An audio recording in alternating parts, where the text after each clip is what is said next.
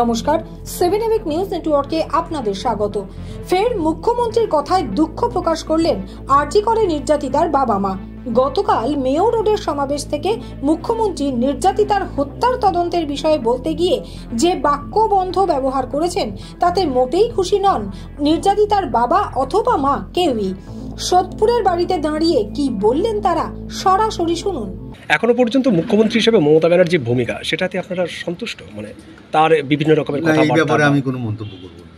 তবে উনি যেটা কালকে বলেছেন ওটা আমার ভালো লাগেনি। পরিবার চায় না বিচার, এটা কি? আমার মেয়ে চলে গেছে, আমি বিচার চাইবো না?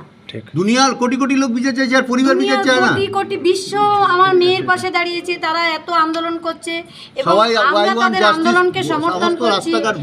এবং আমি চাইছি যে আমার মেয়ের যতদিন বিচার না পায় ততদিন যেন তারা সেই আন্দোলন চালিয়ে যায়। সেখানে উনি বলছেন পরিবার বিচার চায় না, এবং সে এটাও বলেছেন যে আন্দোলনকে জল ঢেলে দেওয়া।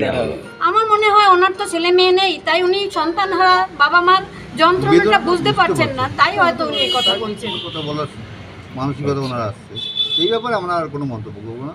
কষ্ট লেগেছে এই মন্তব্যে? এই মন্তব্যে কতটা মর্মাহত আপনারা? ওনার যেমন বলেছিলেন যে একটা বিচ্ছিন্ন ঘটনা, এরকম ঘটনার কথা শুনলে তো মনে কষ্ট হবে।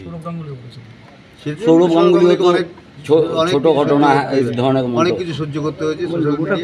সোশ্যাল মিডিয়া বলেছিলেন, সোশ্যাল মিডিয়া ওনাকে যে যাই বলুক, আমরা এত বছর ধরে যা করেছিলাম এবং মেয়েটা এতদিন ধরে যে স্বপ্ন নিয়ে এগিয়েছিল সব তো ধুয়ে মুছে সাফ হয়ে গেছে, কিছুই তো নেই আর।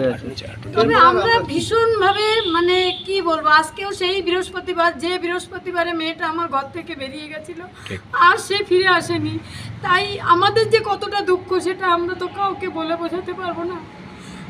যদি বিচার পাই একটু দুঃখ কমবে, এটাই। আমার মেয়েটার আত্মাটা একটু শান্তি পাবে, এটাই আমাদের আশায় বসে আছি। আর কি করবো, আমাদের আর কিছু করার নেই। সোদপুর থেকে রাজাদের রিপোর্ট, 7 এভিক নিউজ নেটওয়ার্ক। আরো বিভিন্ন খবরের আপডেট জানতে হলে অবশ্যই সাবস্ক্রাইব করুন 7 এভিক নিউজ নেটওয়ার্ক চ্যানেলটি, কারণ আপনাদের একটা সাবস্ক্রিপশন আমাদের কাছে অত্যন্ত মূল্যবান। জয় হিন্দ।